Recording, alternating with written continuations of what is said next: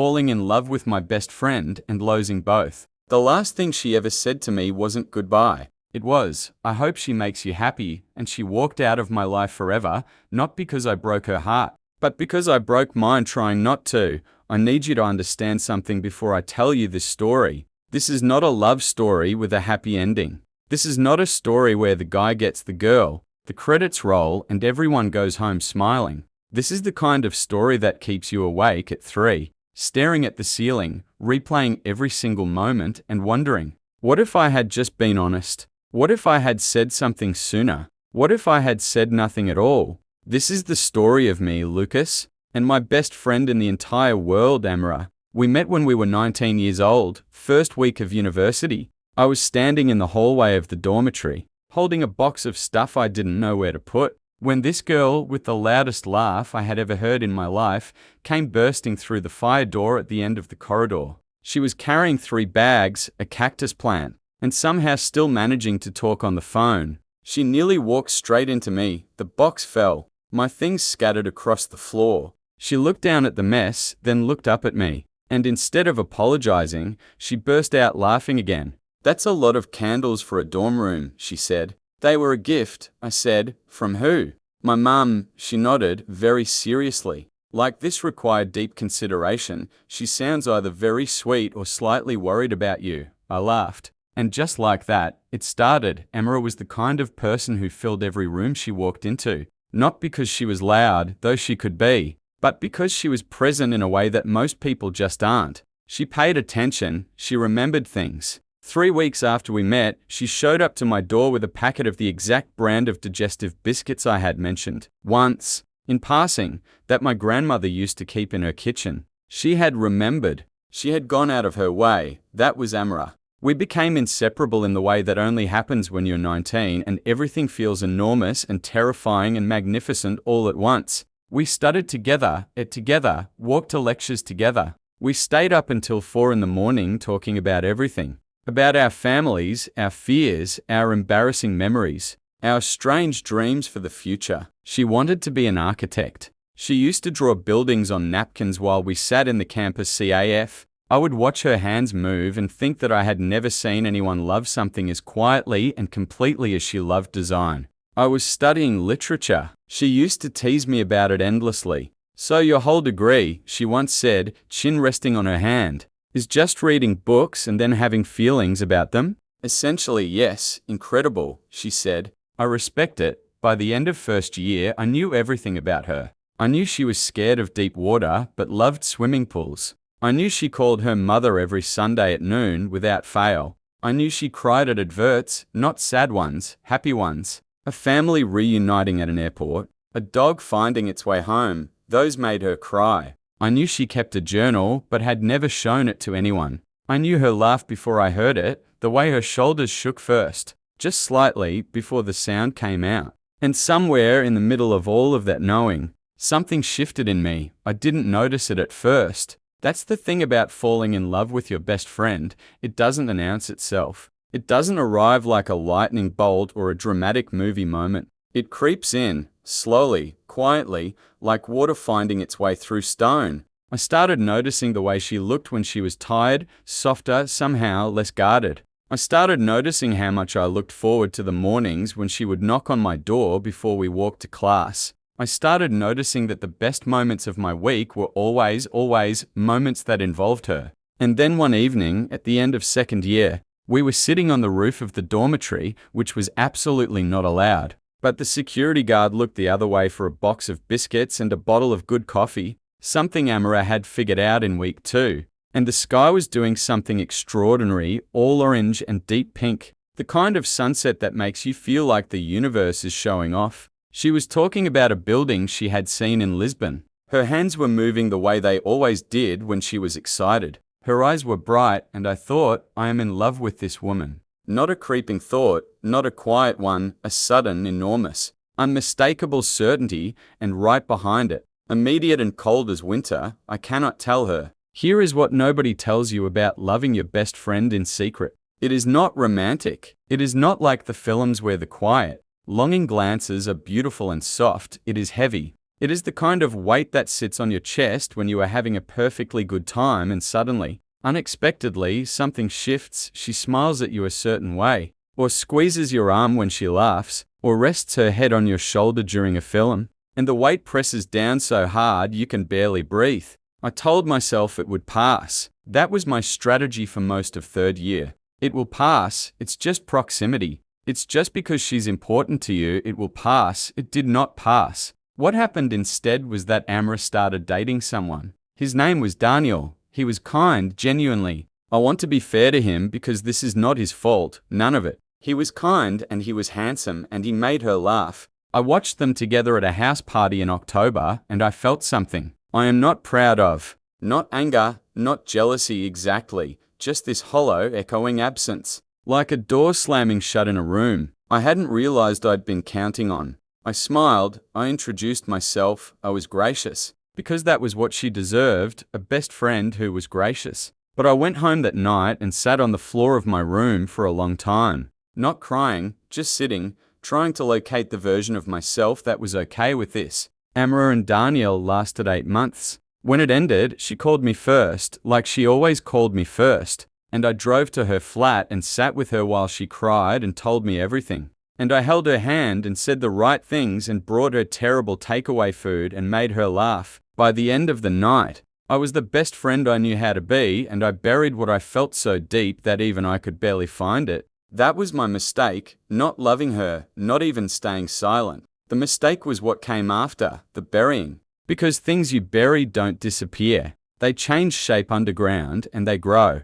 And eventually they push back up through the surface in ways you never expected and cannot control. We were 23 when it happened. We had both graduated by then, both living in the city, both trying to figure out what adult life was supposed to feel like when it wasn't structured around semesters and deadlines. Amara had landed a position at an architecture firm she adored. I was working at a publishing house, reading manuscripts, learning the industry. We still saw each other constantly. Some things hadn't changed. It was a Friday in November. We had planned a quiet evening, takeaway, bad television. The kind of deliberately meaningless night that is somehow the most restorative thing in the world. But somewhere between the food arriving and the third episode of whatever series we were half watching, the conversation turned. She had been quieter than usual, I noticed. The way I always notice things about her. Can I ask you something? She said, always. She turned to face me. The television was still on, muted now, casting soft blue light across the room. She looked at me for a moment in a way that was slightly different from the way she usually looked at me. More careful, more searching. Have you ever felt like you were waiting for something, she said, and you weren't even sure what it was? Like there was something important that you were supposed to do or say, or I don't know. Does that make any sense? I looked at her and something in my chest. That door I had slammed shut years ago shifted. Yes, I said. It makes complete sense. She nodded slowly. The room was very quiet. Lucas, she said. And then she stopped, started again. Sometimes I wonder if she stopped again. Shook her head, laughed, a small, uncertain laugh. Nothing like her usual one. Forget it, ignore me. I'm being weird. You're not being weird. I am. It's Friday. I'm tired. I'm talking nonsense, Amara. I said her name the way you say the name of something you have been careful with for a very long time. You can say it. She looked at me. And I looked at her, and in that moment, in that single, suspended, impossible moment, I think we both knew.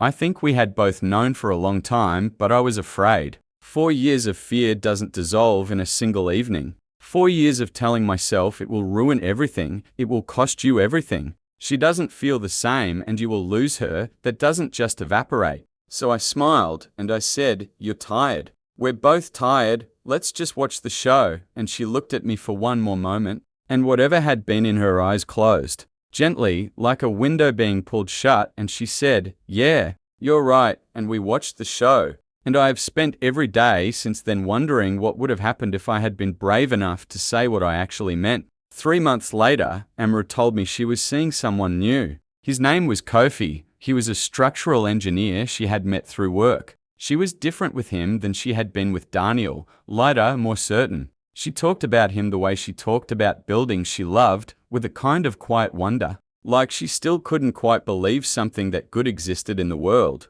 I should have been happy for her, part of me was. The part of me that loved her as a friend, and that part was real, was enormous. Genuinely wanted this for her, but the other part of me, the part I had been burying for 4 years, the part that had almost surfaced on that quiet Friday in November, that part was in agony. I tried to do what I had always done. I showed up, I was present, I was the best friend, but something had changed. And I think she could feel it, the ease between us, that effortless, particular ease that had always been ours, had developed a friction, not obvious, not dramatic, just a slight, persistent resistance, like a door that used to open smoothly and now requires just a little more force. She asked me once, over coffee in the spring, if I was okay. Of course, I said, why wouldn't I be? She looked at me the way she always looked at me when she knew I was lying. Direct, patient, saying nothing. Lucas, I'm fine, Amara. I promise. She held my gaze for a moment.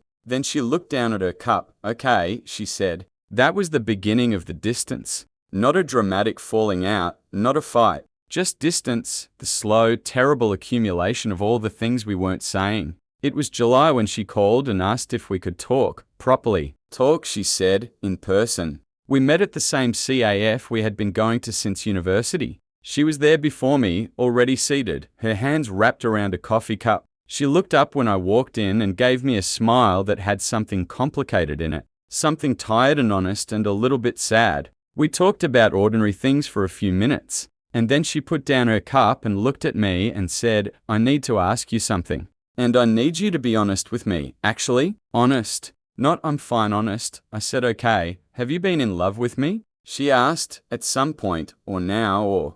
I don't know how to ask this more precisely, but I need to know. The CAF was busy around us, cups clinking, someone laughing at another table, the ordinary, indifferent noise of the world continuing. I looked at her face, this face I had known for years, this face I could have drawn from memory, this face that had appeared in more of my quiet, unguarded thoughts than I would ever fully admit to myself, and for the first time, I told her the truth. Yes, I said. For a long time, she absorbed this. Very still, very quiet. Why didn't you tell me? Because I was afraid of losing you, she nodded. Slowly. And then she said something I was not expecting. That night in November, she said, I was going to tell you something. I said nothing. I just waited. I think I was falling in love with you too, she said. I think I had been for a while. And I was working up to saying it, and then you smiled. And you told me to watch the show, and I thought, okay, he doesn't feel it, he's being kind.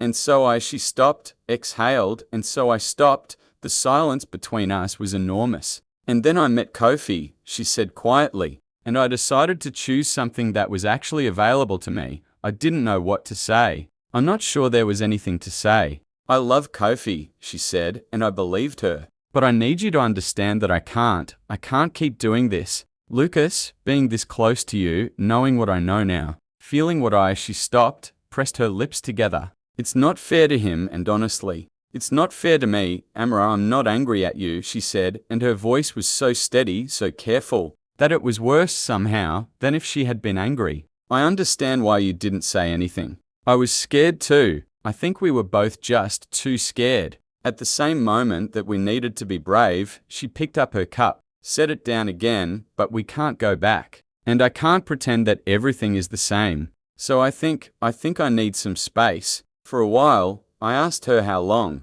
She looked at me with those eyes that had always seen straight through me. I don't know, she said honestly. We sat there a little longer. We didn't say much more. When we finally stood up to leave, she hugged me, long, tight, the way she used to hug me when one of us was going through something hard. I held on for a moment too long, probably. I couldn't help it. At the door of the CAF, she turned back once. I hope she makes you happy, she said, whoever she is. I genuinely hope that for you, and she walked away, and I stood there, in the doorway of the CAF where we had sat 100 times. And to watch the best friend I had ever had disappear around the corner. It has been 2 years since that day. I know, through mutual friends, that Amara is well, that she and Kofi got engaged last spring, that she is working on a project she loves, a community arts center in the city. I can imagine exactly how her hands look when she talks about it. I have not reached out, she asked for space, and I have tried to respect that even when it costs something.